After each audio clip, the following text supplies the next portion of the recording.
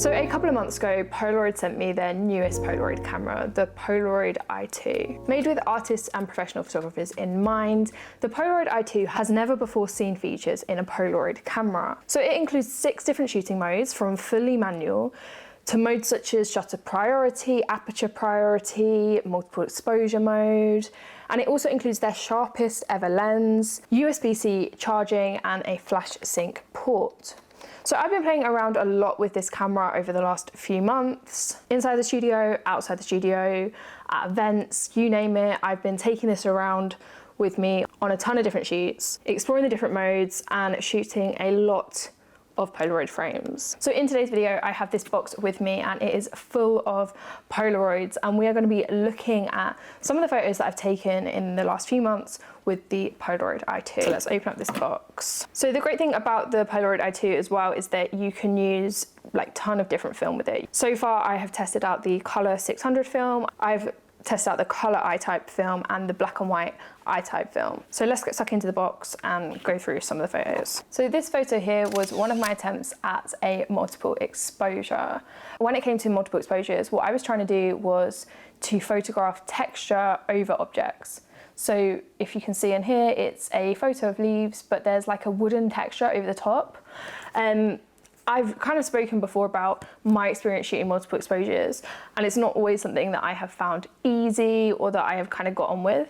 So using Polaroid film has been a really great way to kind of explore that and test it. When you're shooting with normal film, it is, you know, in a sense, it's difficult to participate in things like trial and error because it takes a process of getting that photo back.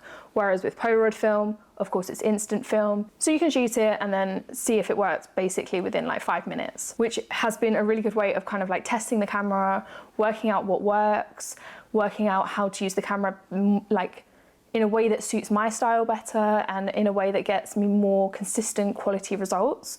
And that learning process has been a lot quicker because it is instant film. This here is a portrait of Peter, a model that I've worked with a few times. I was testing out the aperture priority mode on this camera. So you can open up the aperture to f8 on this camera, and that is equivalent to about f2.8 on a 35mm camera. So it does open up quite wide. This photo was just this guy that was outside a pub in Manchester, and he was showing me his Northern Soul tattoo. And I shot this with the built-in flash, which is very powerful. I'm going to get onto that a little bit more. This is another multiple exposure, and I think one of the things when it comes to multiple exposures that I've still yet to master is how you're meant to meter for it.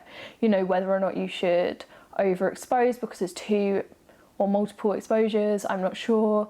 This one did come out a little bit dark, so I think maybe I should have maybe metered it like +1. The Polaroid I2 does have a exposure compensation dial, so you can overexpose film, you can underexpose film. I found that generally you're going to want to underexpose it by about 1/3, especially with black and white, but that isn't kind of like a hard and fast rule because it is instant film. The chemistry isn't as predictable as normal film, so you know, something that works one time might not necessarily work another time. This shot was shot of July in the studio, and it was done with continuous lighting. So for this one, I put my camera, the Polaroid I2, on a tripod, and it was a pretty long exposure. I can't remember exactly how many seconds, but that is another great thing about the camera, is that it has a thread for a tripod, so you can do that kind of like long exposure stuff. This one of Emily was also in the studio using natural light. I found also that shooting instant film, shooting Polaroids at the beginning of the shoot is a really good way to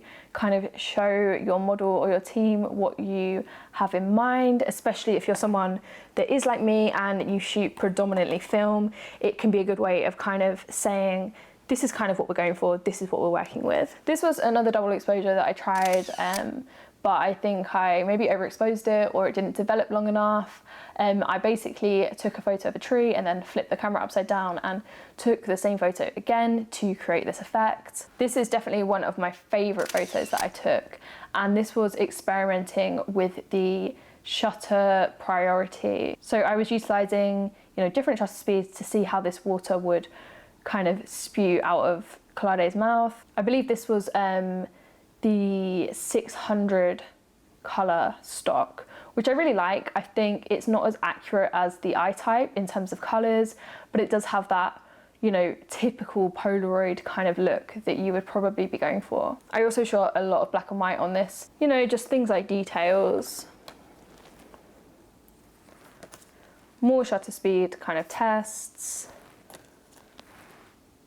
This photo is a recent photo that I took with the Polaroid I2 like maybe 2 weeks ago, and I really like this one. I was using my Nanlite Forza 60C battery powered in my car to create this like red kind of glow on Sam's head. It was a really rainy day, so we basically ended up just shooting in my car. But again, we were shooting mostly on film this day, so it was a good way of kind of showing Sam what I was going for, and I actually think this came out better than most of the actual film did. I also found it's a really fun to take out for street photography and things that aren't portrait orientated. This photo I really liked, of these window cleaners on a building near my flat. Again, some more street photography as I was on kind of just like a walk around my local area. This black and white shot of ISA is one of my favorites. I think it really shows how sharp the lens is. And I also shot this one of ISA on the same day. So like I said before, the Polaroid I2 also has a built-in flash, which I think is great because it's very powerful. So you can kind of just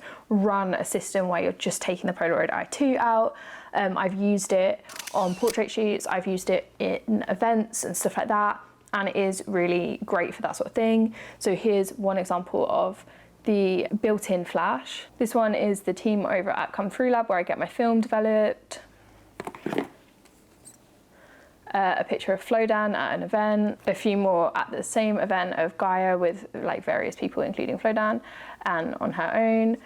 But yeah, that's a really good example of why a built-in flash is a great tool, because I could just shoot with the Polaroid I2. I didn't have to worry about taking like an external flash or external lighting to be able to get these kind of portraits during the event. This one is one of my favorite multiple exposures, again using the idea of texture, taking a photo of the plant and then of concrete over the top just to create that texture. These two were also at a event or for an album listening for an artist called Absolutely. Here are another couple from my shoot with Sam. These two were taken with the flash sync port on the camera, so I was able to sync studio lighting up to the camera and trigger that with the camera to be able to shoot these ones in the studio. Here's another one from an event, but it's actually a live music one. So what I did here was I triggered the flash but with a really slow shutter, and then that's why you have kind of like those light trails, but the main part of the image is frozen. So it just goes to show like you can use it in different scenarios, not just portraiture. I wouldn't maybe use the flash in kind of like a really big event in a big venue, but for small venues and stuff like that, I think it's fine to use flash, you know, as long as the venue and the artists are fine with it. Here are a couple more that really do show the sharpness of the lens. And then these ones were a test with Carey to show, you know, what the camera looks like without flash and then with flash. And same again, but in a different location. So without and then with. These ones with ISA are also some of my favorites from recently. I think the flash is really great. You know, you can just see even in daylight, it performs really well. This one is definitely one of my favorite photos yet, again, taken with continuous lighting. I did like a whole video on this exact lighting setup if you are interested in watching that video. Here's another one using continuous lighting. I think the colors for stuff like this, like the reds and stuff, perform really well on Polaroid film. It's very punchy, and I think as long as you have a little bit of contrast, you're all good. So like this yellow light and the red creates a very contrasty image, and everything is pretty well exposed, which I was shocked about, I think, because I wasn't expecting the dynamic range to be quite this good. This one is at an event and we had a little bit of a mishap with the chemistry, but I really like it when things like that happen. I think it, you know, it's part of the charm of using film. There's one where the chemistry didn't mess up. And then this one is the final one I'm gonna show you for today. Another one of ISA using the flash on black and white this time. But yeah, overall, I've really enjoyed using the Polaroid I2 so far. I'm gonna do some more videos about it, and you'll definitely see it featured in lots of other videos that I have coming up, because it has been something that I've found a lot of fun in terms of fitting it into my workflow and using it as, you know, another tool when I'm on set. I think it's a great way to use instant film to show your client, like I said, what's going on, to learn to make adjustments, especially if you are shooting predominantly on film.